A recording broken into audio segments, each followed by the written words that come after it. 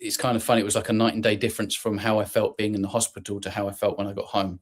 So when I was in the hospital, again, like I say, it was kind of like a blur. It happened very fast, but I felt like I was in good hands and I was in the right place. I didn't feel like I was being judged. The nurses that were visiting me, they had seen this over and over again, and I just felt okay. It wasn't like going to my head too much. When I got home, totally different. I'm sort of thinking like, here I am back in this old house, and there's this obvious thing that's changed.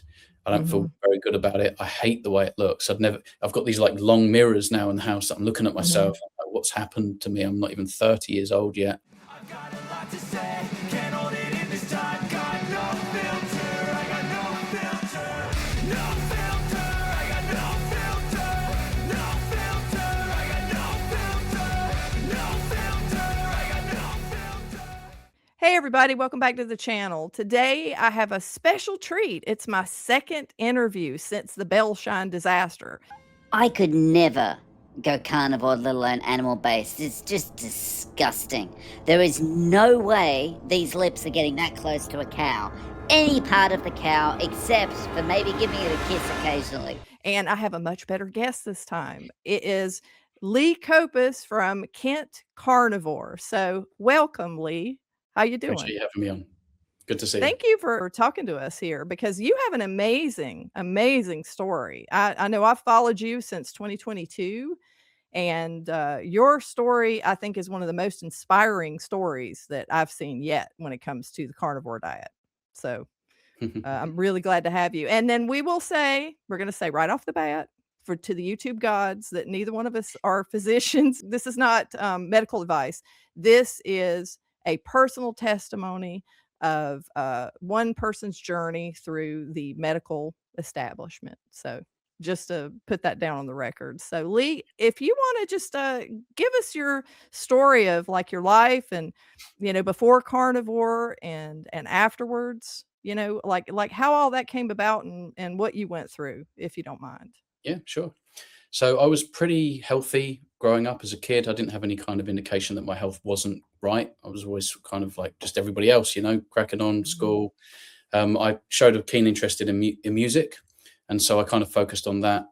I ended up going to the Brit School of Performing Arts and Technology. I'm not sure if they've changed the name now. It's like the Brit Academy or something like that. Lots of talent there, and seemed to be churning out a lot of success stories in the performing arts and things like that. So I went there, I played piano. That was like my first love in life. And I play for fun. I always say I've always played. I never really practiced as such. I don't really want to do my scales and all that kind of thing. I've got a stronger ear than I am theory wise. My brother was much stronger in that sense.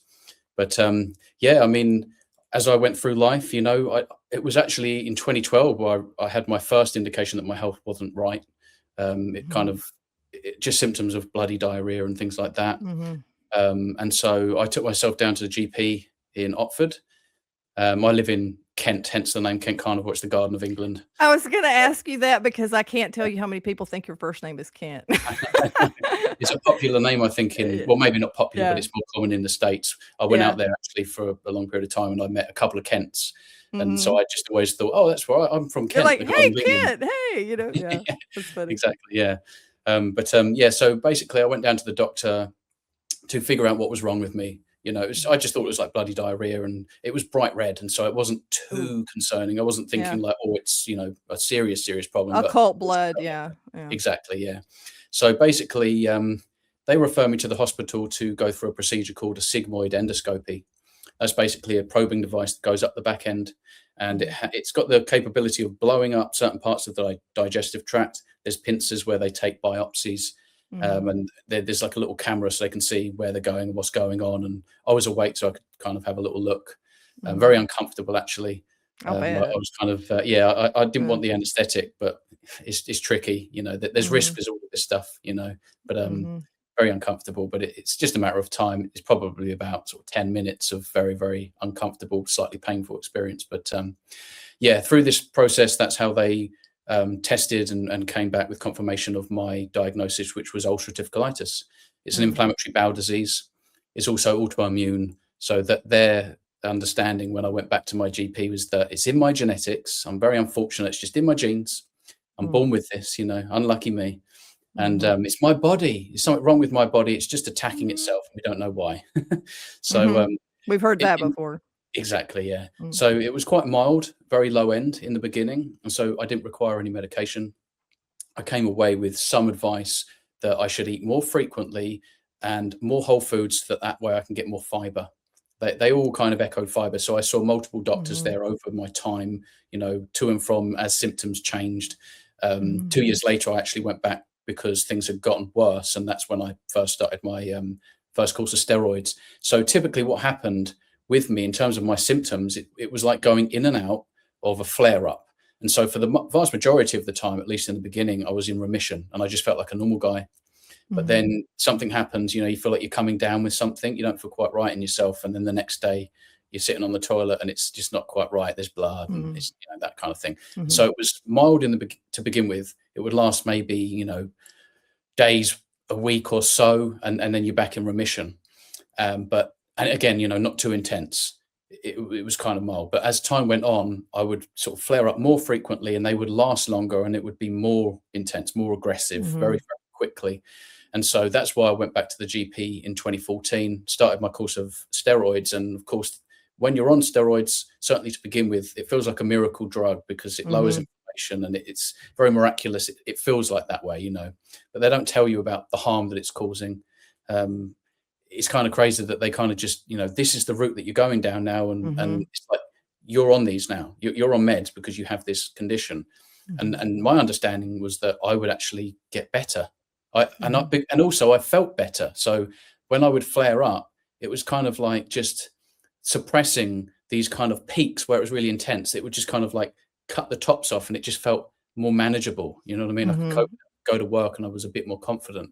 Where over time, again, from this point, go forward a year or so, and 2 years, 3 years, it was like I wasn't even on a medication anymore and it wasn't working. And so the flare-ups got kind of back to the intensity that they were at, frequency-wise, the length of time I was bleeding. And during these periods, I would get quite emaciated. I would feel really weak. And basically what happened is 2017 came along and I flared up for the last time and I almost knew because it was so intense. So up until that point, I had known flare-ups that would last a pretty long time and I would be going to the toilet up to, I would say, maybe 20 times, on a bad day. But basically this flare-up, almost overnight, I was going beyond that. And 2 days in a row, I went 30 times a day before I was hospitalized. And it was, you just can't even.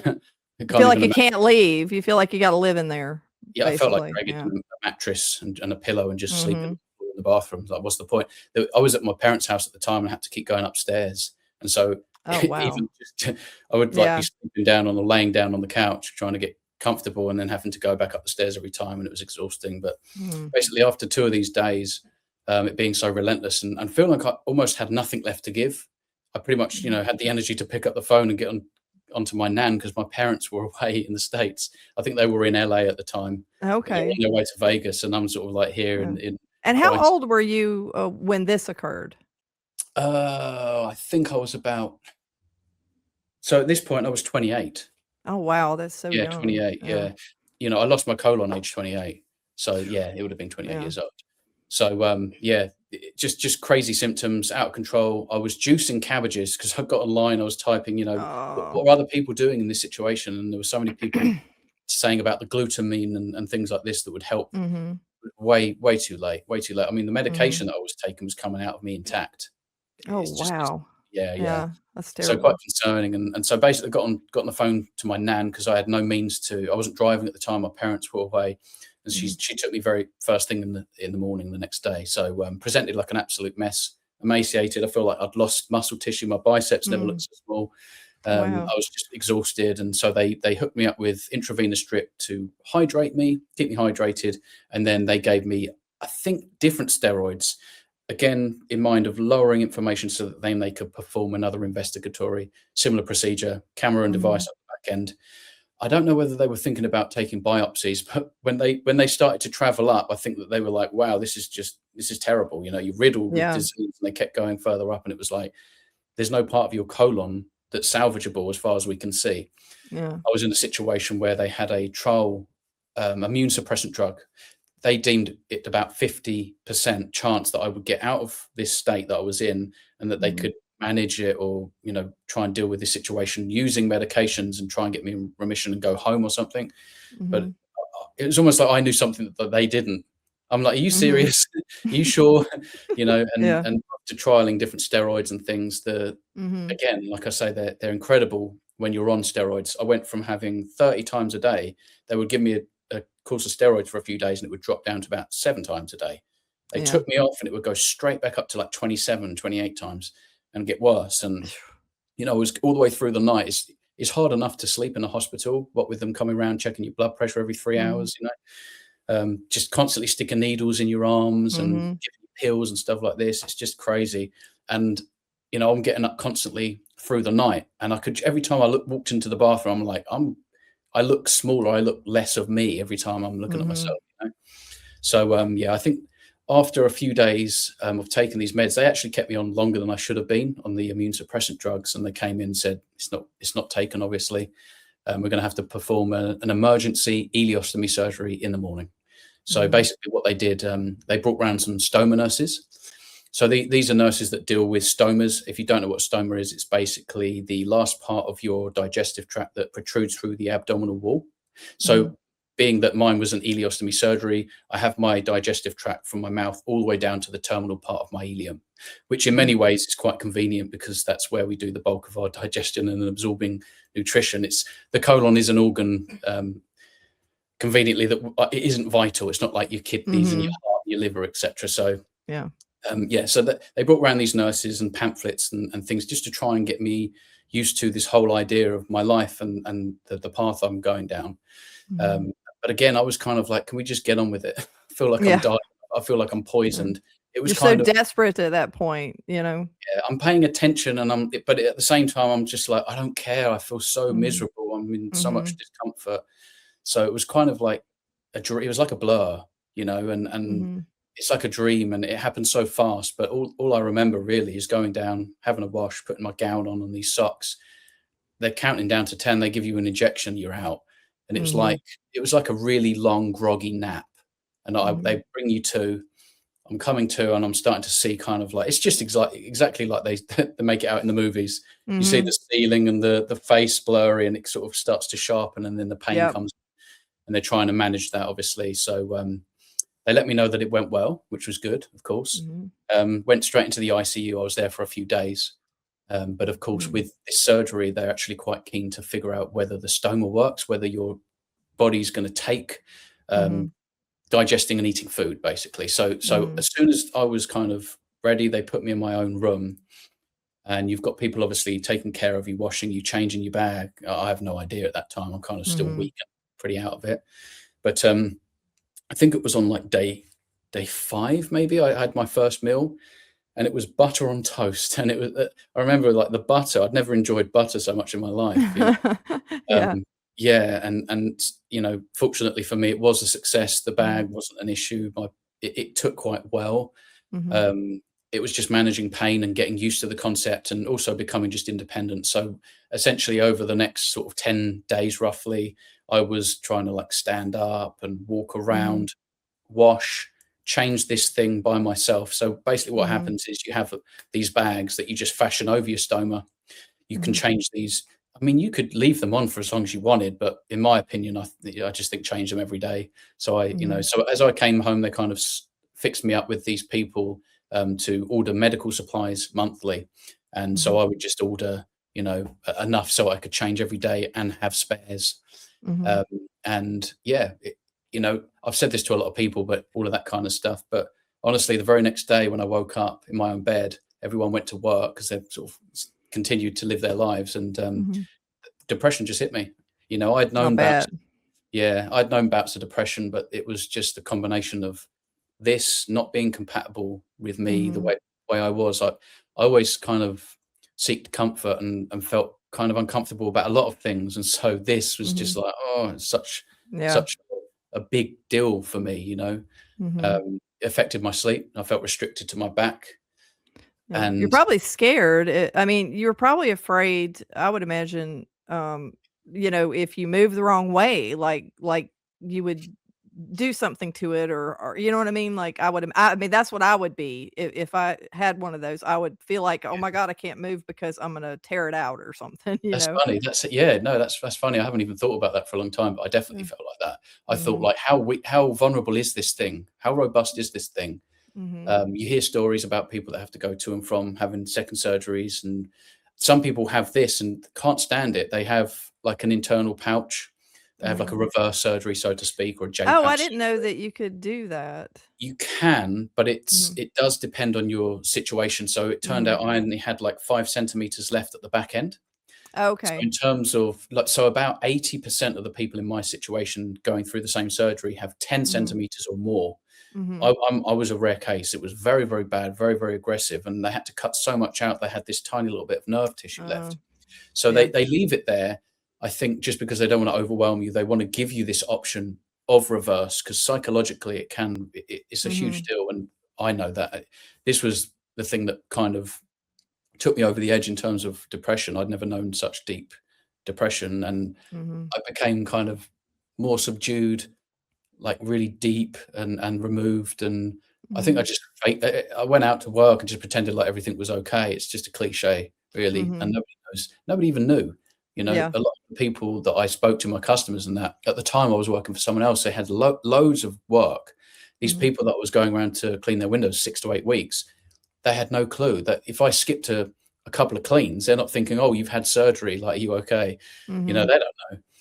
And some of these people are just so busy at work that Yeah. you know, you just post a receipt and I'm gone. That's it. Mhm. So yeah, it was like most people didn't even notice, which in some ways gave me a bit confidence, because I was really in my Mhm. head thinking like everyone can see this ugly, Yeah.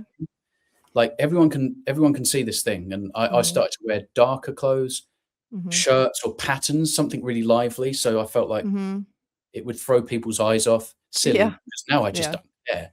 Yeah, and But people again, probably didn't, and the thing is with that, is that's funny you say that because when I was 100 pounds overweight, and I've always been really thin, it's like I wanted to hide inside my house, like, I didn't wanna and I felt like everybody was looking at me and you know what I mean? And yeah, because your appearance, and especially what you're used to, when your appearance drastically changes, I mean, that can cause a really deep depression, and even looking back, like, I know that, just I felt like everybody was staring at me and I was some kind of, you know, I don't know, and that it was a big deal, but really people mm, don't pay attention that yeah, much to other people, you know, and in reality, but what we feel like, that feels terrible. So I know similar, it's not your situation, but a yeah. similar was just me, my body changing to look like that. I didn't want to leave and I went through some depression. So I know how you feel, you know, Yeah, in that it's funny, isn't respect. it?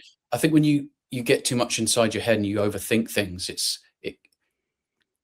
like the longer you stay inside your Mhm. house, the harder it is to leave, It you know? is, it is. It's Yep. as simple as that. And And I you remember eating all kinds of food during that time too.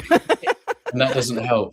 Yeah. Exactly, yeah, yeah. It's like you're a prisoner of your own fear and your own sort of projection of yourself and how you feel other people are thinking about you. But Mhm, it's like I always say, if you've got a big spot on the end of your nose, mhm, you care about that. And yeah, mhm, everyone can see, but they don't care that you have a big spot mhm. on the end of their nose. They just care whether they have a spot on the end of their nose. Yeah, It's that's true, like, that's a good way of no putting it, one yeah. really cares, you know? Mm-mm, And who doesn't respect someone who has a spot on the end of their nose? They go out and they own it, and they're just like, mhm, everyone respects that. yep, So don't worry about it. It doesn't matter what you're going through. It that's doesn't matter what true. you look like. Just go out and own it, and people will Mhm, respect you. It doesn't matter. It's mhm, up here. It's all in the head. it's But true. yeah, I didn't know any of this, and obviously I was Mhm, struggling in my own head, living my life in my own head, and you know the voices become really loud, and you kind of get in your own way. You stop yourself from living your own life. And mhm, so after a while, you know, I kind of ended up going back down to my doctor about depression, because I couldn't really cope by myself, and I just presented mhm, at the doctor saying, you know, life is unacceptable to me. I don't accept my life and my reality, my situation. We had a conversation, and they basically passed me on to a unit called We're With You. They scheduled a call. They called me, and mhm, we had a 45-minute conversation about my situation. They asked me all sorts of questions. Did I drink? And I was like, yeah, I drink. You know, it's not like excessive, and it's not every day. And mhm, they were like, well, if you can give that up, that will definitely help. So the moment I put that phone down, I haven't really drunk alcohol since. You know, I went through mhm, about a year and a half span where I didn't even touch any alcohol. I only drank water, mhm, and basically up until this point, it wasn't too long after this that I did try carnivore, but ditching the alcohol didn't cure my depression. It wasn't that simple. Yeah. So, it's a good first step. But basically, I was anticipating a secondary call from these units, and they were going to refine, how to treat me, most likely a course of medications, which wasn't really, something I was really interested in. But it gets to the point where you think, I can't manage. I'm open, Yeah, you have to do and something. therapy as well. And I'm thinking, again, I overanalyze everything. I've thought about every word I've said probably 1,000 times, because that's the kind of person I am. I could play back scenarios and word for word, I can remember what I've said and what the person said. And I play it over and over and over obsessively in my head and over analyze everything. And I thought, well, what can someone tell me about me that I don't already know? So I know. That's the way I feel idea about like. drugs and therapy. I'm like, I don't think that's the answer, Mm-hmm. but I don't know what else to do. So that's what happened. I'm waiting for this secondary call to come in, and it never came. Days go by and you think, well, that's probably normal. Weeks go by and you start to worry. And then it was like nearly 2 months, and I'm sitting there on the couch. Wow. And I'd accepted after about 6 weeks. I think I'm on my own. Try calling this number back. You can't call it back. It's like started with a load of zeros, and it's like a huge number, and it just went, can't get through. So for whatever reason, I didn't go back to the GP. I'm just on YouTube, and for whatever reason, something came up on the algorithm, which I don't usually get, and it's not something I would usually watch, but it was on the low carb down under channel, and it had Michaela Peterson in the thumbnail, and it was called Don't Eat This. And it was her testimony, and basically was that she was there like on stage live with slides talking about, her story, her background with her health and autoimmunity, juvenile arthritis, the procedures that she'd had at such a young age, and severe depression and skin conditions. I'm like, well, I had autoimmunity. I had skin conditions, and I'm severely depressed. And she was up there glowing with health, talking about how she's mitigated all these problems. And for me, I was like, well, I would be a fool not to take this. If anything, I was kind of like, I don't really care about anything. I'm in so much pain.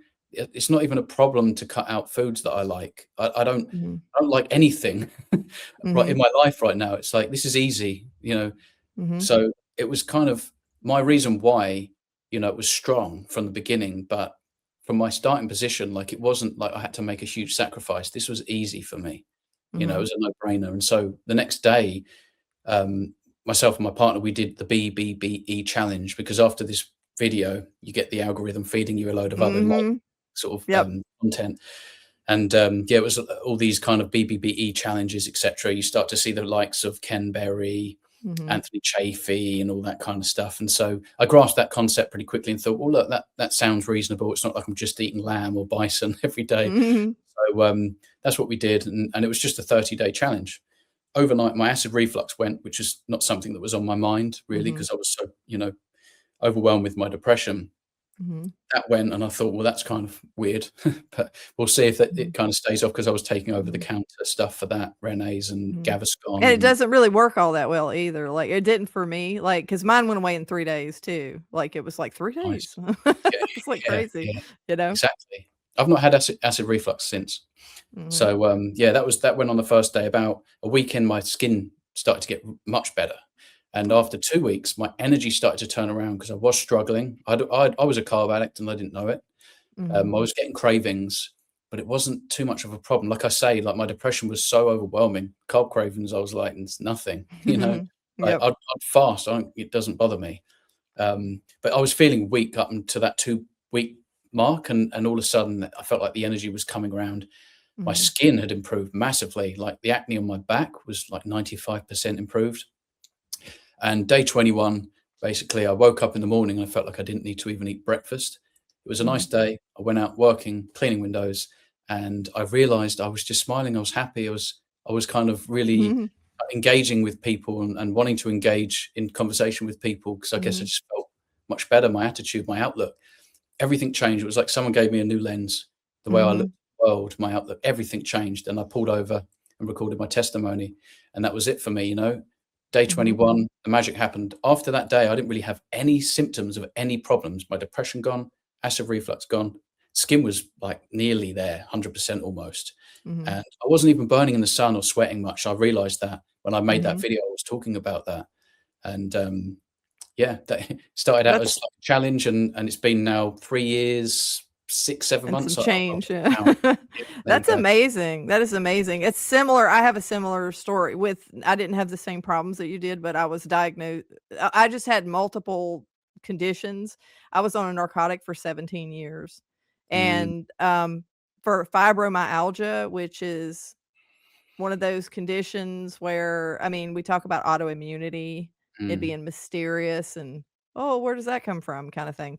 And, I felt like the way you're describing this is you wake up and you're a different person almost. Like, you have a yeah, completely new outlook on life and you get your life back, you know? It sounds yeah. a lot we all have I think a lot of us have similar stories, but that's amazing. Like, how did you when this happened and this did you feel like, "Okay, somebody's gotta pinch me because I'm obviously dreaming all of this," like, because it seems so impossible to the medical complex, you know, the people that gave you the advice on how to fix your issues, and I do want you to go into that, like, what were they recommending and what was it doing to you, you know?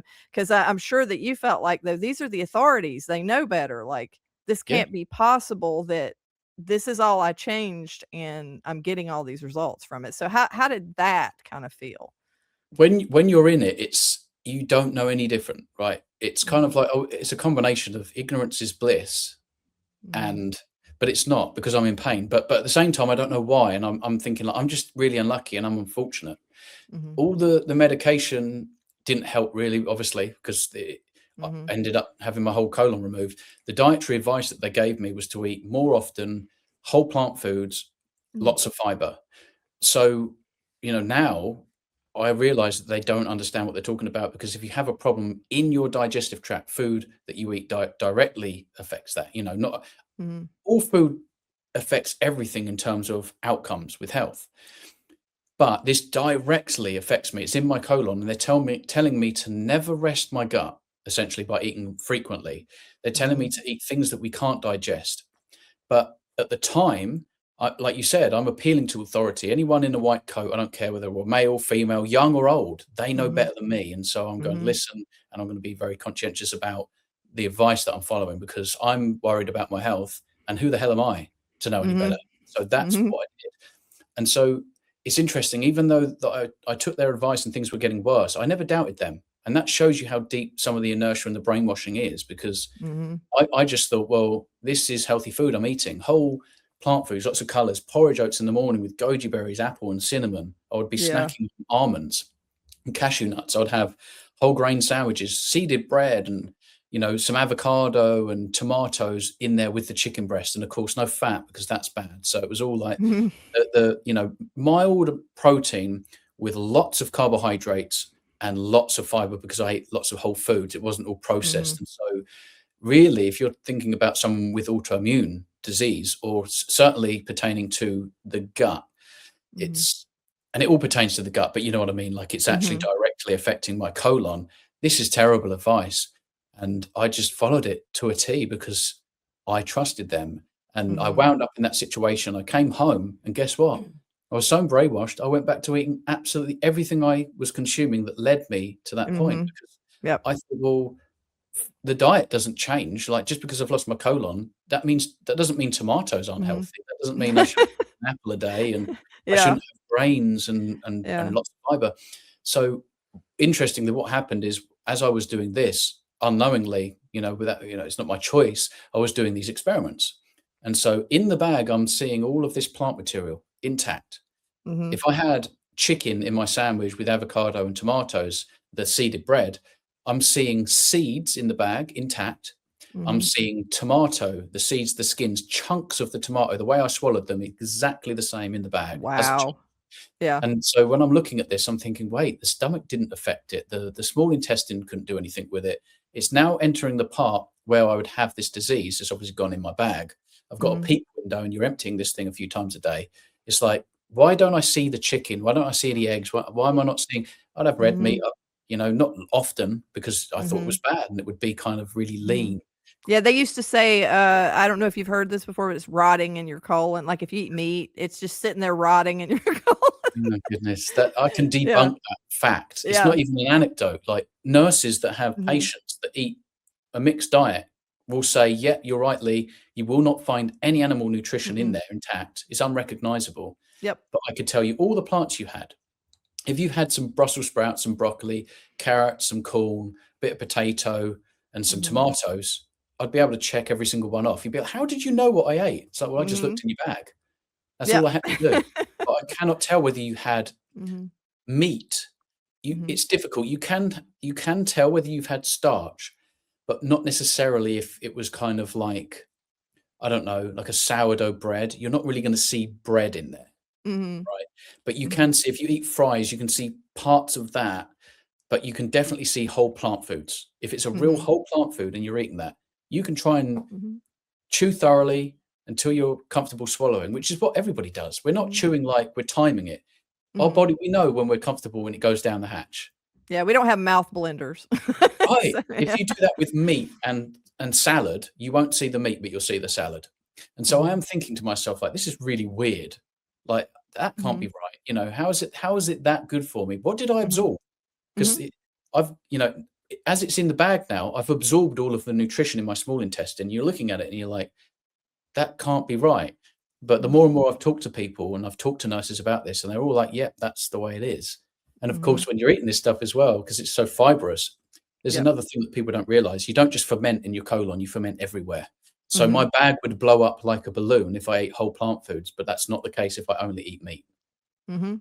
That's again very convenient. If you're going to Yep. bed with a bag, it's kind of nice if you're not going to have a load of gas Mhm. blow it up while you're sleeping, you know? Yeah, yeah, Um, and that's the truth. It's like people and if you showed people who are deep into the system and who have not really woken up to how important diet is, some of them still wouldn't believe you. You can show them the actual proof, and a lot of people still would not be able to accept it, which is really a sad state of affairs, nowadays. I think it's because it's so offensive to them. You're challenging their belief.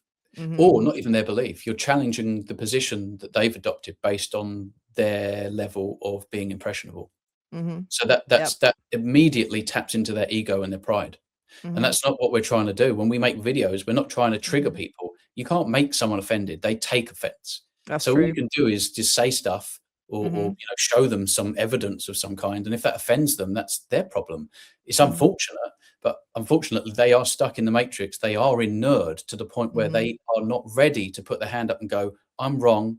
I'm Mhm. willing to fight for this system that is corrupt, it's broken, and it's not for me, it's Mhm. against me. But I'm not willing because I'm too egotistic, I'm too Mhm. prideful, I'm too inert. I've gained this momentum, and it's too difficult for me to try and Mhm. unlearn and relearn. I don't want to do Mhm. that." They're not willing, and I think most of these people are usually people that aren't suffering and they're not desperate. When you're Exactly. desperate, that you become very open-minded. Mhm. That's Oh, kind of yeah. coincidence, isn't it? Absolutely, because I was at my I was like, "Okay, I'm 55." At the last thing I had wrong with me was, like, a hip problem. I'm like, "Well, great. Okay."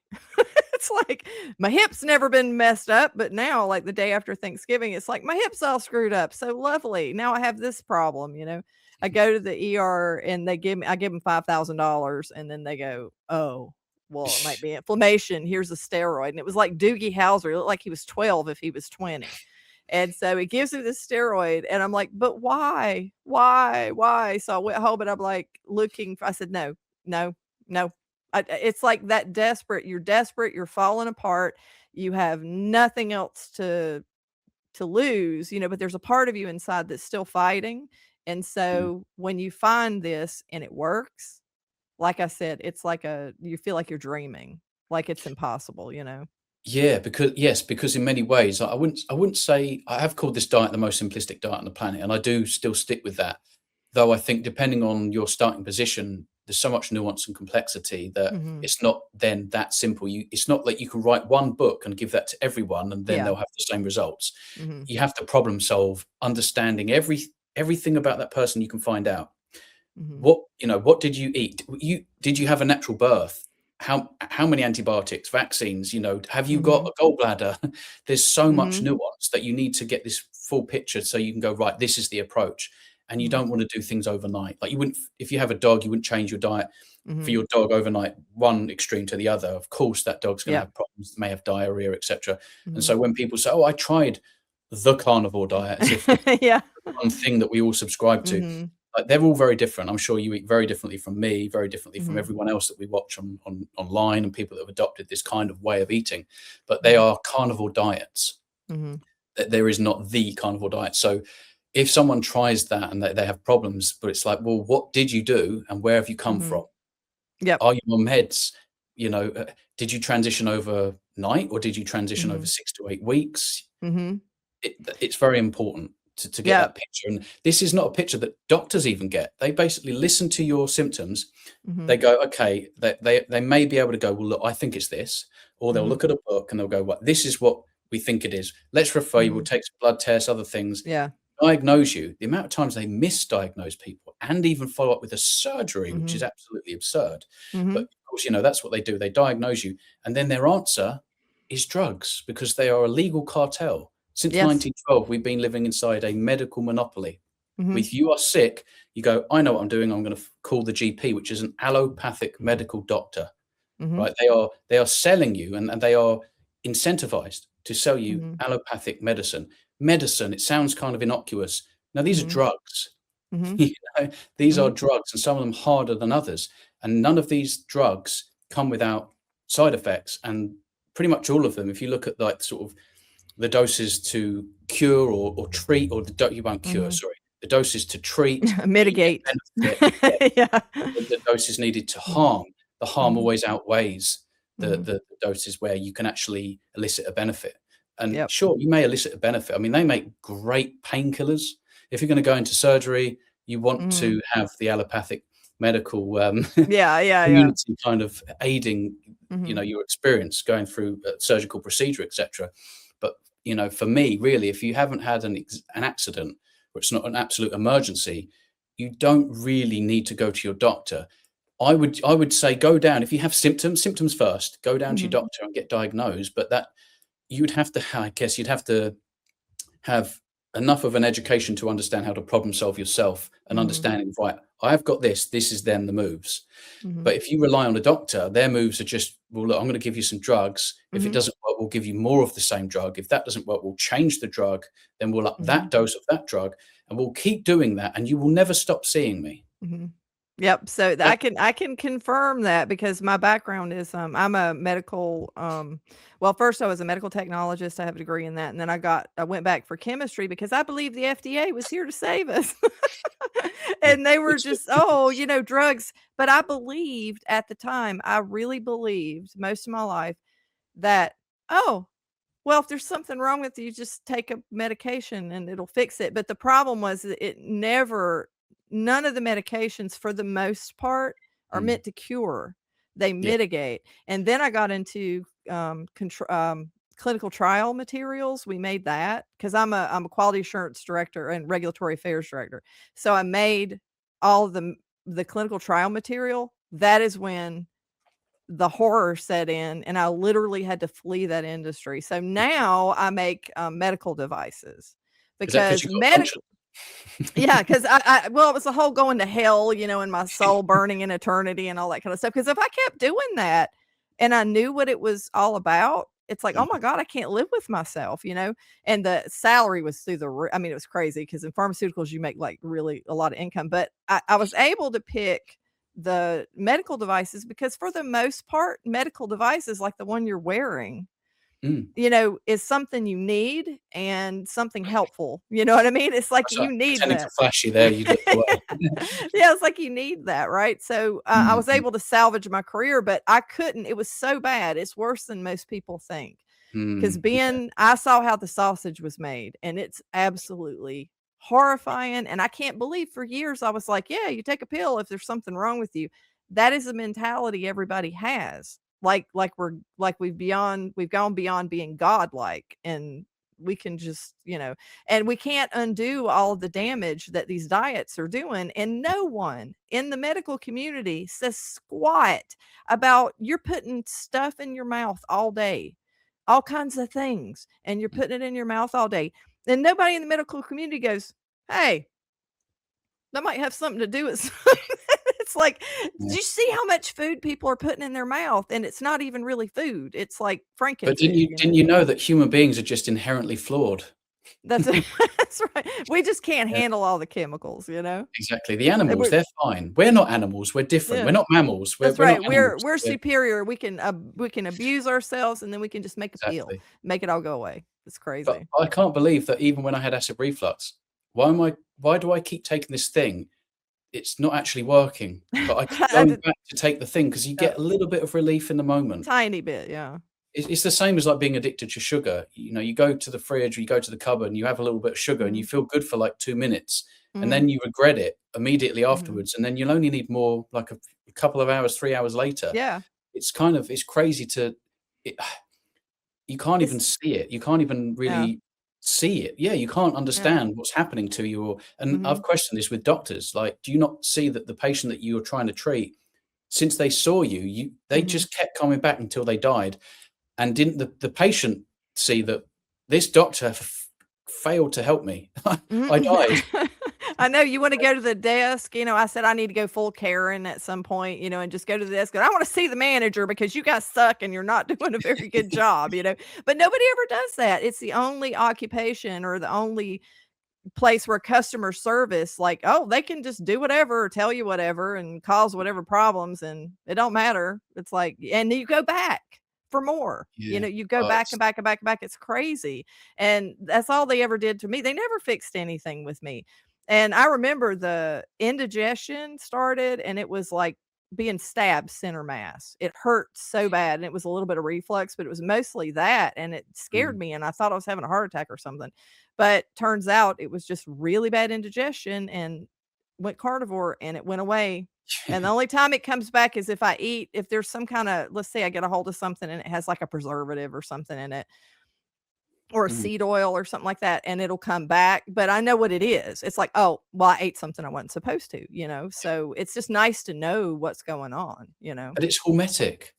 We get stronger when we poison ourselves. That's right. It's like Anthony Chavy talking about, well, there's 72 different toxins in there. So which one, what dose, how much, how little, it's like, no, we're not. It's a stress. So it's crazy. It's great because it's not that complicated.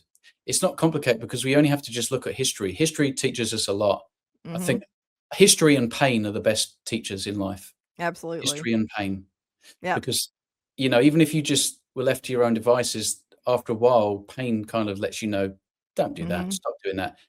Most blokes that like to drink a beer or they get drunk all the time, it's like, usually they get to around 35, 36, 37, 38, and they're like, I'm kind of done waking up feeling like this every day. Yeah. So pain is a good teacher. But I don't know if I would have ever arrived at the conclusion I should be eating pretty much only fatty ruminant meat, maybe some wild fish, some pastured eggs, and some fermented dairy. I don't think I would have come to that conclusion by myself. And it's very, very tricky to find. And of course, they don't make it easy because, of course, they don't like our message. It goes against the allopathic medicine and the plant-based narrative, and there's lots of money in things like cereal and it's just atrocious. And to think that you watch adverts and you can't believe that Kellogg's are allowed to still make money based on history. This isn't even kind of like I thought it was well known. You can go and look this stuff up about John Harvey Kellogg and his brother. Oh yeah. White, the crude experiments and procedures that they perform on people because of their beliefs, their theology.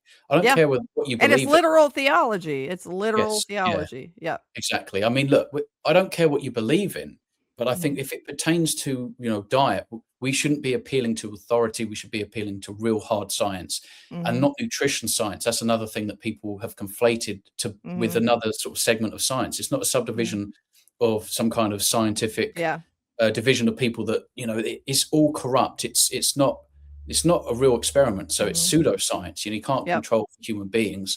We're all different. We're sort of reaching different people at different ages asking them questions about what they ate. Mhm. You don't follow them long term. They're not Mm-mm. genetically the same. They're not phenotypically the same. If Mm-mm. you look at some of these, the studies, the methodology, it's laughable. Oh, I know. You have to look at the word. And some people take Yeah. it as gospel, it's like the Holy Yeah. Grail. It's like, no, it's Yeah, just it's really not. crazy. It's like it's similar to when you look at clinical trials and people go, "That's a gold standard." It's like you can't study human beings that way. You don't Yeah. like, and most of the time, like you can find out immediate harm from a clinical trial for a drug. All right. That you can kind of decipher, well, depending on the drug. But what you don't know, and you will not know, is what is going to happen in the future. You have no earthly idea because especially when most drugs hijack a normal physiological process. Mm. That's what they do. They hijack something Yeah. and they give you Yeah. something in return, like short term.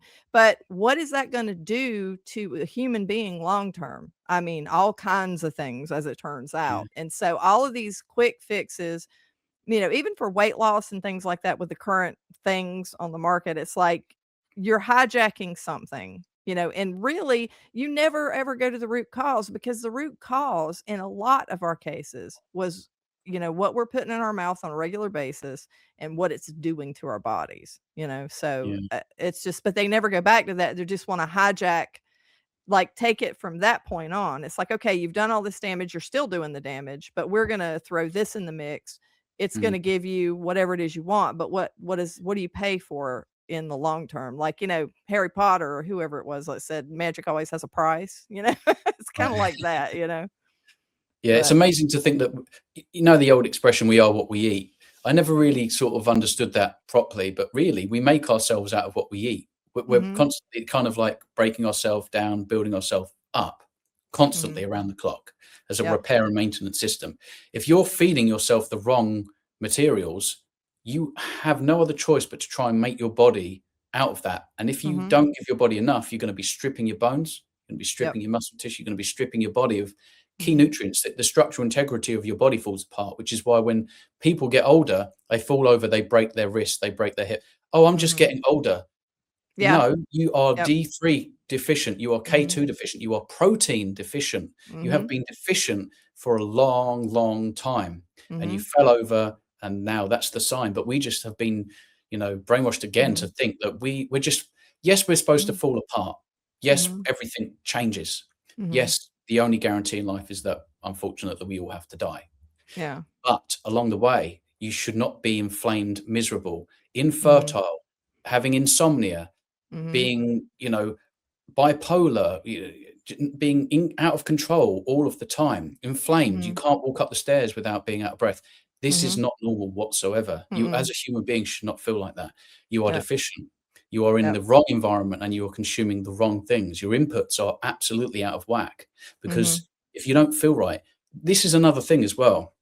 When you go carnivore and you give yourself enough time to clean your body out, there's a mhm, lot of things going on. The sugar comes down, the insulin drops, everything changes. But what mhm, happens is you're actually starting to, it's almost like you're starting to churn and remake everything in your body from mhm, scratch. When you give your body the right materials, it's amazing how you feel when you run. I mean, when mhm, you just live, when you breathe, you're sitting here, you're moving, you're getting up in the morning. mhm, You're not supposed to feel like everything is hard. mhm, I You're supposed to live life on easy mode. That's just the main setting. mhm, That's the default setting. You shouldn't feel like it's hard or difficult or your outlook mhm, or, this is I'm mhm. struggling to deal with this thing or I have a sleep Dragging. problem. Yeah, Everything, yeah, yeah, should not be like that. yeah. Well, that's, Animals are different. have you found out that, when you get, one of the things I realized is, like, now I get up at 5 a.m. automatically. I don't need an alarm, and I'm just like, "Woo, I'm ready to go." And Like, you're I have sharp. Yes. Yeah, yeah, yeah, and yeah. I have so much energy. I did a video once, and this is terrible, don't do this, it's awful, okay? But it's like one of the perils of carnivore. I have so much energy. I was up for 42 hours, Yeah. and I just kept going and going and going and going and going, and I was like, "Oh my god." I went to work the next day after being up all night, and, like, I would have never been able to do that. And the Mm. thing that but it's not because I can't sleep, because I sleep fine if I get in the bed. I just never got in the bed. I kept working. But the funny thing about, you're talking about, we're just getting old. That's what I was telling myself at first, is when I Mm, was 55, well, I'm getting old.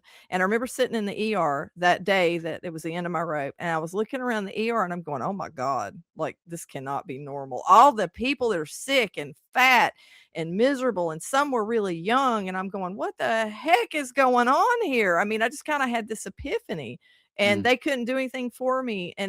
But I had been saying, and everybody said to me, like when I said I had these problems, they're like, well, you're just getting old. You're just getting old. Everybody accepts it, and they just crawl up yeah. into a ball and go to the corner and die. It's like, well, it's time to just go, sit there, you know. My belief, right, and it might sound extreme to some people. My belief is that if you lived from day one, natural birth, natural breast milk, no Mm, antibiotics, no vaccines, you're grounded very frequently out in a mhm, natural organic setting. You mhm, eat only what is available to you locally. You mhm, base that around fatty ruminant meat, and I would say aim to make your way through a ruminant animal. That's the real balanced diet, in my mhm. opinion. True. Because balance doesn't come from just like putting different sources of food Mhm, in. Animals don't do that. They focus on what their specialized diet is, and our specialized mhm, diet seems to be at least centered around ruminant animals. If you make your way mhm. through that ruminant animal, you get everything you need. And if you were to do that, I think that most people would live comfortably to 120. I don't think that that's Probably. true. I agree because that's the natural way. Like if you look at, what's in nature now outside of environmental stuff and everything else, that might come into play. That might have some impact. But yeah, you're right because animals do not go to the store and go, well, I'm getting a ribeye and I'm getting, my bacon that's got a bunch of stuff on it or Yeah, yeah, whatever. You know what I mean? You're kind of, and people are like, how much liver do you eat? Well, if you ate the whole animal, you would eat exactly the amount of liver that you needed to eat, exactly. that kind of Yeah, thing. So, yeah. That's but exactly what I mean. The balance and the ratios are the right in mhm, order. If you think about when you consume, say, a plant-based diet, people will supplement that, but that's not accounting for synergy of nutrient assimilation. It's very important to mhm, consume whole foods, the protein and associated fats, because like an egg, mhm, you wouldn't. Well, some people do just eat the mhm, whites, or the yolks isn't so bad, but mhm, it's as nature provided. It's a mhm, full package, a mhm. whole food, and it's not just about eating just whole foods because you can go and eat whole castor beans. Good luck with that. Oh, yeah. Bye-bye. Yeah. So whole food isn't Yeah. as simple as it is. Local, Mhm, what is genuinely edible, and most of the plants aren't edible. mm-mm, I was out like looking for edible vegetation yesterday, and I couldn't find any. mhm. There's none to be eaten around here in Yeah, Kent. that's true. It's, like, so toxic, like, why are we, that's always struck me as being. Well, first of all, the idea that nobody knows there's that many nobody knows of there being that many toxins in food. Because if you tell them that, they're like, but like spinach, for example, it's like, "Oh, but it's good for you. It has vitamin." I think, I was talking to this, with, um I'm having a brain fart. Chafee? They no, it Okay. was either Dave or it was Coach Steven. And Okay. we were talking about how I thought it was like it was so crappy that they go, "Oh, spinach has what is it? Vitamin A and iron or iron and calcium." But it turns out it's like, "Yeah, but it's not bioavailable. You can't do anything with it." It's like, "Oh, pish Mm, posh, that doesn't matter." It's like it's mm, there. It's like, "Yeah, but if it's useless to you, it's useless exactly. to you, and then it's loaded with oxalates and that causes harm." So Yeah. to me, like, and then people just don't believe you when you say stuff like this, you know? Yeah, that horrible, dry, sort of bitter thing that goes on when you eat spinach, it's like oxalic acid. It's very Mm, horrible and bitter, and, mhm, that it's just not it's not something that you wanna consume long term at all. Why mm-mm. are humans thinking that we should be eating leaves? Eat nasty things. Leaves? I know Like, it's some of how it's nasty, like babies, if you stick a Brussels sprout in a baby's mouth, he's gonna go mm. bleh, and he's gonna spit it out. He has the right idea, you know? Exactly, and the botanists about 40 years ago took the bitter gene out of it, so and they still spit it out. So That's so true, it's, and they yeah. manipulated everything so much. Now, like, when I look at vegetables, they're like giant sugar bombs. Like, if you Mm, ask somebody what an eggplant looks like, say a 100-year-old person, and you show them an eggplant, they're gonna go, "What the heck is that?" Because that is not what an eggplant looked like, and yeah. people who lived like that long ago, they're like, oh, I wouldn't eat that. It's nasty. First Yeah. of all, they think it's nasty. So now they've engineered it to be, something different. But Right. It's called an eggplant because it used to look like an egg, yeah, like a little pale white egg I thing, know. They varied in color. But if you look at Hmm. them now, they're kind of these long, dark purple, and Purple. Yeah.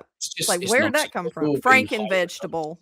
Yeah, Yes, yeah. People definitely. make the same argument. I mean, I've had sort of people combat that and say, "Oh, well, the ruminant animals that you're eating aren't the same." I'm like, "Yeah, but they're made of the same things, and they still don't contain Hmm. toxins and anti-nutrients." Yep.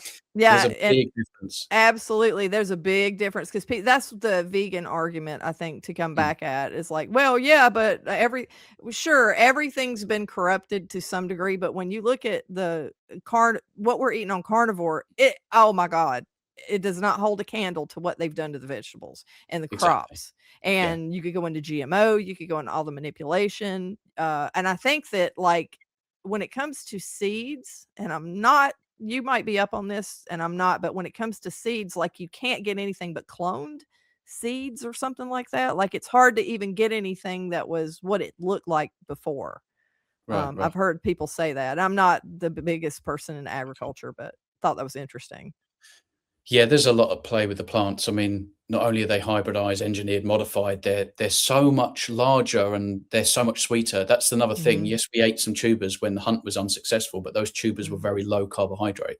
Mhm. So when we look at the tubers that we eat today, it's just very sort of starch rich and is going to spike Mhm. your blood glucose like there's no tomorrow. Oh It's yeah, not the same definitely. thing. They're all man-made inventions, essentially. Mhm. None of them are vital. There's no such thing as an essential carbohydrate. That includes the indigestible carbohydrate portion of the plant we call fiber. Mhm. That's a Mhm. real problem. It exacerbates constipation. It causes lots of gas. It actually blocks nutrients because it gets in the way of the enzymatic relationship between the food, the nutrients in your Mhm. food, and the lumen of your intestine. So Mhm. and again, if you think about, they argue, say, insoluble versus soluble, and one speeds up digestion and one slows Mhm. digestion down, and all plants contain both. It's like, what do we want? Yeah, yeah, It's which is absolutely it? Yeah. absurd. You listen to the arguments and you're like, they don't even make sense. I feel like you're Mm-mm. just debunking yourself, when you talk Yeah. about how healthy all these things are. But Mhm. yeah, Yeah, Frankenfood. what do you think about, this? Because I did a video on this because I think it's just absolutely ridiculous, is net carbs. Oh, is that basically carbs after fiber? It's yeah, like, you do this Gotcha. calculation to make Right, yourself feel better or whatever, and it came out, I think somebody came up with that after Atkins or whatever, and it became a marketing campaign, right, and, like, it's not real, and there's never been any scientific, there's nothing, like, right. Okay. FDA, nobody claims it to be a real thing, but it's all Yeah. over our food, like, all over packaged food, and it goes, "Yeah, but it'll have, like, 37 carbs." It's like, "But it only got 2 net carbs," and people are buying it thinking that Just they're the way they doing. promote all of these things. Like, we over here, Mhm, we have amber, like I don't know what you call them, like the traffic light system or something. It'll be mhm. like red. Oh, Saturated yeah. fats might be like red, and Yeah. sugar in green. It's like, Mhm, you know, no animal, nothing that's going to eat anything should have to refer to some kind mhm, of literature to figure out what to eat. mhm. That's not the way it Yep. works. And you shouldn't have to micromanage nutrients. You shouldn't have to go, I'm going to start eating this fruit that's never grown in this country because it contains Mhm, this mineral in abundance. mhm, And I may be short, at least, based on what I've been watching, I feel like I mhm. might be deficient in this. Yeah. And this nutrient is high in that, potassium in bananas. They've never grown in Kent in the UK, but hey, I'll have one every day with my porridge oats because I need Yeah. minerals. And it's slow releasing energy, whatever the hell Mhm. that means. It's just Yeah. nonsense. It's all like to do with the Yeah. GI whole, Mhm. concept. Which, again, Yeah. animals don't know what they're eating. Well, they know what they're eating. But they don't know what's in the Mhm. food. They're not thinking, I'm eating grass because I get this nutrient and I can turn it into this, and Mhm. this organ does Mhm. this, and they don't even know what Yeah. organs they have. Yet they know what I to know. eat. I know. Humans know so much, but Mhm. we're baffled over, what do we eat? Yeah. That's absolutely absurd. It shouldn't be the case. We've lost our way because now we've removed Mhm. ourselves from nature, an Mhm. organic environment, if you like. Yep. We're living in brick houses with lights on. I mean, right now I should have my red blockers on, but I feel like it's just a Mhm. bit disrespectful right now to be talking to you with red blockers. That's okay. It's pitch black outside. My body Mhm. thinks it's probably midday or something. Mhm. Many people have fruits and vegetables in their pantry that have never grown here, and they would Mhm. find it odd if it wasn't in their fruit bowl or something. To not have Mhm. a satsuma, an orange, and Mhm. some kind of exotic fruit there, a lemon, that Mhm. man made. We made Yep. lemons. You know, We're oh, when we're life gives bathed you in lemons, yeah, it's like, no, we yeah, we created it.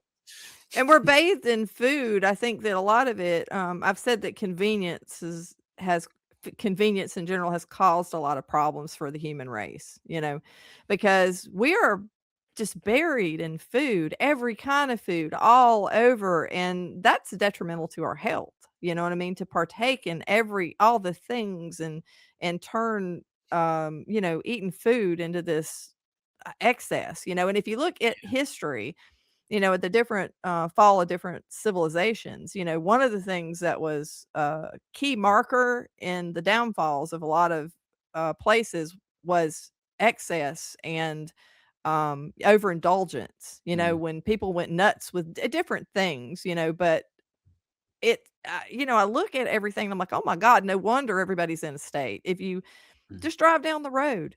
I mean, 10, 15 restaurants. And then if you look, I saw the other day, this is kind of off the beaten path, but I was going by, I don't remember the name of the restaurant, but they fry some kind of chicken thing or something. It's like fried chicken. It's not like KFC, but it's like they sell some kind of fried chicken, right? mm. Products. And they opened up, it was a grand opening. The entire parking lot was mobbed. They had security guards waving people in. And Yeah, I'm like, for a fried piece of chicken, yeah. like you would stand in line for hours because you get a new type of fried chicken. Are you serious? Like, so They that probably that still makes got me food in their stomach as well. It's probably not even like emptied eh, from their stomach yet. They're yeah, thinking about eating something else. was not healthy, like seed oil central. I mean, it was horrible food. And I'm like, oh my God, like that makes me worry about our future as a human race, as a human race. It's like, oh my God, where are we headed? Yeah, it's tricky with the whole convenience thing. It's kind of convenient that it's correlated with men and women now going to work. And obviously, we're all so busy. We've got the kids at school. Hmm. We come home. It's like, oh, do you know what? I haven't got time to cook. I don't even know Hmm. how to cook. Yep. The new generation, they don't even know how to put sort of ingredients together and Hmm. make genuine meals. Hmm. I don't even think they would know what a real genuine human meal should look like anyway, to be fair. That's But true. Well, here no, our problem is DoorDash. I don't know about you guys over there, but like my Gen Z mm, is addicted to not just processed food, but DoorDash. Like so what is it like? there Just ordering door fast food and stuff? yeah, you have people bring your food to you. Like you Yes, have yeah, yeah. drivers that pick it up, right? And so it's bad enough when I was growing up because, like, we ate a bunch of crap, but at least we got off our butts and we went and got it ourselves. Now they can't even be bothered to get up and go get it themselves. So I they're having know. it brought to them, and it's expensive. A sandwich that'll be like $10, okay, if you went to go get it, is 30 if you Mhm. have it brought to you. And they're doing that. And I'm like, you people don't make that much money. What are you doing? I don't so financially irresponsible. And now I think it has where you can finance your DoorDash. You can finance your crappy food addiction. Man, it's It's crazy. crazy. Yeah, Yeah, it's and like nuts. you say, all of it's cooked in seed oil. So if you're eating Mhm. any processed food or any fast food, around here they'll say traditional fish and chips. It's like, no, it's not traditional. You're cooking it in rapeseed oil, Mhm. soybean oil. Yep. It's not like you cooked it in tallow. Once upon a time, you cooked it in tallow. So Mhm. it's not traditional fish and chips, and it's just a shame because it absolutely destroys what you're eating. Yep. It Yeah, and it destroys it. makes you feel You terrible get too. some At least like protein. yeah, if you're on carnivore, like I don't know if you feel this way, but like if I accidentally get seed oils, I immediately know it. Oh, Like I yeah, feel yeah. it. I feel Yeah, it. oh, 100%. Immediately. Anything, Mhm. anything. When you only Mhm. eat basically I only eat fatty red meat, nose to tail style, some Mhm. wild fish, Voss water in glass bottles, and use a little bit of salt. That's it. So Mhm. the moment there's anything, paprika, pepper, Mhm. nutmeg, celery powder, whatever they Mhm. put in, Oh, that's yeah, celery powder's the worst. oh, it's just like, Yeah. why do you do that? No, I can't even Mhm. understand why they would do that to a product now. I'm just like, you just destroy Mhm. the product. The taste is just horrible. Yeah. So it's Yeah. something about kind of coming away from all this sort of, I don't know, flavor. Oh, I like my food Mhm. to taste good. It's like, yeah, Mhm. I think everybody does, but we just Mhm. become so used to so much in one go all the time. It Yep. needs to sort of be above and beyond that we Mhm. kind of actually, if anything, you haven't really got the ability to really enjoy the taste of real food.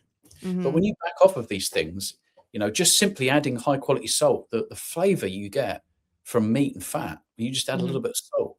to me, Mhm. it's like it does the job. You know, I'm Yeah. overwhelmed with flavor, and it suits me. Mhm. And you can eat to satiety, and then get on with your Mhm. life. You're not inflamed. You feel good. You're clear and Mhm. light.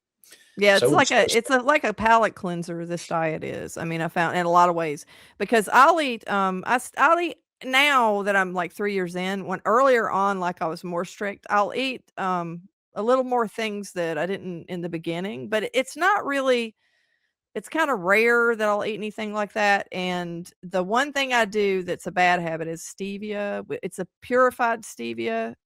It's not the crappy stuff that's mixed with maltodextrin or whatever, but oh, I'll do some of that, and I drink tea and coffee, but, for the most part, I wanna get rid of that, though. A lot of people are like, "Oh, it's okay," and I'm like, "No, not really. It's really not." Like, because number 1, tea has a lot of oxalates, so but I always look at it's like Rome wasn't built in a day. You gotta do what you can do kinda yeah, thing, yeah. and then but I'm never gonna say drinking coffee's okay.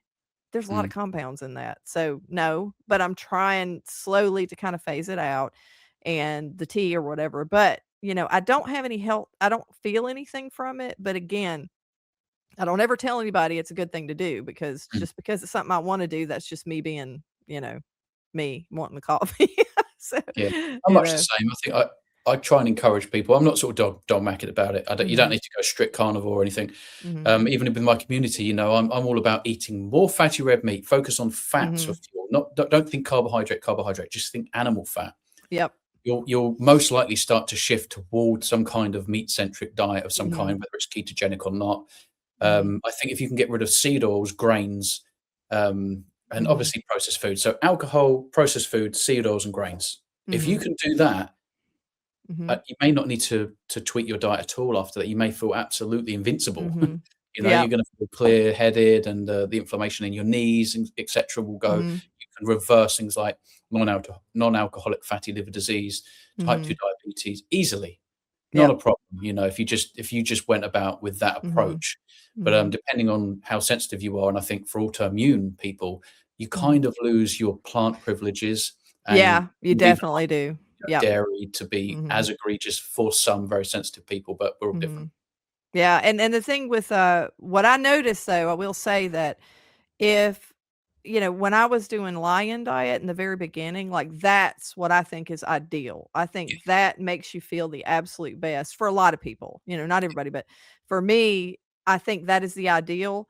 The problem, as I go on and I'm not eating carbs and things like that, like, I'm Mm, not like, when I talk about what I'm eating, like, I might have, I'll do these pork rind waffles, and they don't have anything in it that's, like, prohibitive from mm, a carnivore except for, a little bit of vanilla and a little bit of stevia. I mean, so it's like and it's not even it's a negligible amount, that kinda thing, but the reason I'm doing this stuff, a lot of it has to do with psychological, like, I'm mm, able to hack if I ever feel like I'm left out or you get into that nostalgic mood, like, "Oh my god, I used to eat cereal and watch Saturday morning cartoons, and I really miss all this stuff." Or you get weird a little bit, if you have a hack that's really close but deviates just a tiny bit, like, that's kinda what saves me from going into a ditch or something when I've wanted to do that. So, you can do things like that sometimes, like, if you're looking at carnivore and you're scared of it, and you're like, "Oh, I know I would never be able to just eat that restrictive." Well, if you know that you probably well, first try it, but if you know you can't do that, there are things you can do, like, if you look at, Steak and Butter Gal makes all kinds of recipes, like, and you can get the health benefits, but you don't have to be as strict maybe, but my goal is to someday, be, like, completely lion, but for mm. now, it's like but all my medical stuff, resolved, and, if I don't drink too much heavy cream, I don't gain weight, but Yeah, that's yeah. that's kind of a battle sometimes, I but think we're all a bit different there. I think obviously with the moderators and abstainers that they have a different approach in terms of how they start the diet. And I think mhm, going forward, if you're a sugar addict, my advice genuinely mhm, is to go as strict as possible because it mhm, becomes easier that way. If yep, you are a sugar addict, stevia will trigger mhm, too many cravings where you may be very unstable in that situation. I think if you can get onto a lion diet for long enough, mhm, the problem with the lion diet for some people is they don't eat enough variation in terms of where they're sourcing that fatty red meat from. So mhm, I wouldn't suggest doing only ground beef. I would suggest doing ground beef with some collagenous and gelatinous Mhm. cuts of meat. Slow cooked stuff, I would, brisket is reasonable, tongue is reasonable, eat a little bit heart is reasonable. Have Mhm. that with your ground beef, add suet, add marrow. Marrow is totally underrated in my opinion. It's something Mhm. that's very, very ancestrally consistent, great fatty acid profile. Bioavailability is just off the charts compared to other Mhm. sources, and we're talking about the bones, the marrow from ruminant animals, think Mhm. parts of the animal that certain people don't consume. I think if you eat that and you stick to that and stay strict, Mhm. that's as easy as it gets in terms of moderation. If you add, and again, I don't mind these kind of what I call them comedy carbs. So you know how you've got the Mhm. mock meats. I've dubbed it Mhm. comedy carbs, where you've got the vegan steak, or you've got Mhm. like carnivore pizza. I'm like, there's no such Yeah. thing as carnivore pizza because pizza Yeah. requires dough, which requires wheat, which so it's Mhm. not actually, it's like an oxymoron. But Mhm. if I'm all in favour of giving that to children that feel like they're left out at parties, etc. Mhm. You can make these things. I'm all in favour of it as a tool to help you transition. Mhm. But for the sugar addicts and for the autoimmune sufferers, especially that are addicted to sugar and struggle to Yeah. stay on track, the stricter you go, the easier it is. Mhm. Trust me. I'm a Yeah. sugar addict. That's true. That's true. That's one thing I will say. I was surprised. Like for me, the one thing, like when I do, and that's probably because I'm doing such a negligible amount. That's Yes. probably Yeah. why. Is that a negligible amount of this purified like stevia doesn't cause me to have cravings? Because I'll tell you what, I wouldn't touch it with a 10-foot pole, and that's just me though. But Yeah. Yeah. Yeah. I have psychological, like, nostalgia type things that come up, Me and too. I start thinking about food, Me too. and that gets me to, like, kinda go off the beaten path. But I will say that when you are really strict, it's like it is easier. Like, you're craving you don't have, like, those sugar cravings because in the beginning, I know that, I was kind of bouncing around with different things to eat, and it was easiest when I did lion. Mm. But I've been eating a lot of, ribs seems to be, really good. Like, there's a lot of, collagen, like, Yeah. Yeah. in ribs if you can eat pork. I know a lot of people can't eat pork, Mm. but Mm. if you can't eat pork, that to me is like a really, satiating food. Like, so one of the things, like, if I can get away from the coffee and the tea, it's easier said than done, but it's like if I can get away from the coffee and the tea, like eating more meats like that that are, I don't know, just more satisfying because it has a lot of fat in it, has a lot of Mm. collagen, that kind of thing. So that might be an approach that I might take in the future. Yeah. It's funny. I suppose it's sound like a funny likeness, but I almost liken it to getting into a ring with someone much smaller than you or someone much bigger than you. Mhm. When you stay strict, the cries are just small background, and you can deal with that Mhm. confidently, Mhm. even though it might Yep. bug you a little bit. If you stay Mhm. the course, it gets Yep. easier and easier. And like I say, I'm on easy mode. That's the way I describe it. The cries are so Mhm. background and minuscule. It's not a problem. You just Mhm. stamp them and get on with your day. Mhm. But imagine getting into a ring with this huge guy. It's like, well, there's Mhm. weight classes for a reason. I can't contend with this.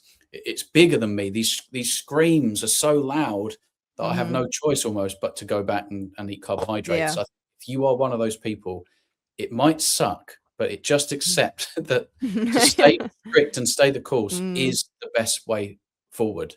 Yep. And even things like stevia or anything that has a bit of sweet can trigger Mhm. just the cravings for those people. I do feel for them because I've had so many stories, even in my own community, where people have felt fantastic, like I like, and my Mhm. experience, my outcome, and they say that they fell off the wagon. They've tried to get back on and they can't get back on. They want Mhm. to get back to where they felt, and they have nothing but regret about it. And this Mhm. isn't everyone. If you can moderate, more Mhm. power to you. Good Mhm. if you can moderate and you can Mhm. have coffee in the morning, you can Mhm. have a tea later on, you can add heaps of butter to your Mhm. meals, and you can have Mhm. some the Kilt's ice cream or something, Mhm. the cream, the yolks, and a little bit of Mhm. vanilla extract. More power to you. Mhm. But if you are one of those people that it's always kind of like a slippery slope for them. The moment something comes in Absolutely. triggers, it's like being an Mhm. alcoholic. You cannot Mhm. have a little bit of alcohol. Yeah. You can't even think about it. Don't go there. Mhm. Just stay Mhm. the course. I think you owe it to yourself. And look, if you want to experiment, who am I? Mhm. You are in Mhm. control And of your. you'll find out, like, pretty quick, like, what you can do and can't do, and that's why I don't like the fact that I'm drinking tea and coffee, and that I have some, even I've lessened it a lot. So it's getting less and less, but it's like, even that I have a little bit of stevia, like I don't like that because I know it's not ideal for my health. You know what I mean? I just know it's not. And a lot of people are like talking about how coffee's good. No, it's not. It's not. It's not something that's magical. They do that a lot in the propaganda that they put out for coffee. It's either coffee's bad for you or it's good for you. Eggs are bad for you or they're good for you. I mean, you can't. That's just crap. That's just like media propaganda type of thing. One week it'll be good, one week it'll be bad. But literally, it's not really something we should be putting in our mouth, honestly. So when I look at everything, I know that's where I want to be, but I think it would be easier, honestly, if it did bother me, because that way I would go, full on strict, and I would not be veering off and thinking about other stuff. But at the same time, like I can do a few very specific things that are a little bit like, it's not carnivore, but it's got a few things in it. But if I go and mess around, like if I was to eat like steak and butter gal, nope. Because she actually makes so many different things and it's amazing and that's really cool. I can't, nope, nope. I gotta stick to just, New York strip or ribeye, Yeah. or like burger patties. That's what I've got to stay with that 95% of the time. And when I do a pork rind waffle, like it's literally either once or twice a year. That's how often I do, you know what I mean? And Mm. it's at a weird psychological moment type of thing, and it's kind of a break glass in case of emergency, but I get it completely. If you are if any of this stuff, like, makes you get back on that hamster wheel, don't get Yeah. on it in the first place. Just stay That's away what I from would it. say. Yeah, do whatever it is that helps you stay on track. You Mhm. got to think about you. You've got to put yourself first. Because if you can't, who else are you able to help? If you can't help yourself, Mhm. what good are you to anyone else? So you've That's got to true. look out for number one. It's actually the best thing you can do. And Mhm. and if you can do these other things and that helps you not fall off the wagon, falling back on this isn't like Mhm. falling back on this, and you can do that, wake up the next day and get straight back on the wagon. Mhm. That's great. I would say you have to do that. That Yep. that serves you. Yep. But we're all different. So other people, they may have to stay strict. And Mhm. I'm sure you'll smell things along the way and think, "Oh, I wish I could eat that. I wish I could eat that." Yeah. Just know it is not Mhm. worth it. It's not worth it to Mm-mm. become super inflamed or to become depressed again or to have that problem come back that you spent potentially Mhm. years trying to resolve. I think it's just remembering your reason why, you know? Yeah. Well, this has been amazing, and I really appreciate you coming on and telling your story. And it sounds like you're just I don't know, you're doing gangbusters. Like you are just like on fire, and your channel's great, and your content's great. And what is your future? Well, first of all, where can everybody find you? Um, So I'm exclusively on YouTube under the handle Kent Carnivore. I'm currently working on a documentary, which is still in the making. I say it's in editing, but I've actually got to do some recording as well. There's some voids okay. that have sort of made themselves apparent along the way. But yeah, feel free to reach out on my channel. My email should be on there. If not, if you struggle to find it, it's leecopus3@gmail.com. Feel free to reach Mhm. out. I have a community which focuses on common sense ancestral approach to food Mhm. and living, lifestyle. Just keeping it Mhm. simple because a lot of people overcomplicate things, and I like to create a space where people can come together and just get the guidance and support that they need. Mhm. They're not judged if they ask questions that may Mhm. be sounding silly to them. Don't worry Mhm. about it. We just care about human beings and human Mhm. health. And yeah, feel free to reach out, watch the videos, subscribe. Yeah, that's it Well, basically. In a that nutshell. sounds great, and, I think, community is important that you have this, because that's one of the things that helps you get through this, because, I mean, we are ostracized and pointed at as carnivores. I was talking about, one thing, like, we were saying, how when I gained weight, I felt like everybody was looking at me, and what you had to go through, and everybody was noticing and everything. Well, I'll tell you, they don't really pay attention to that, but man, if you tell them you only eat meat, they're gonna look at you like you're some kind of freak. Too true. Too So it's true. good to have others around you to, for the Yeah, support and stuff. So that's absolutely. excellent. But For sure. thank you so much for joining me. And I'll put everything in the description section so that, people can click and go to your channel. But thank you again, and I will Appreciate it. see you guys in the next video. Awesome. Bye. Thanks very much. See you.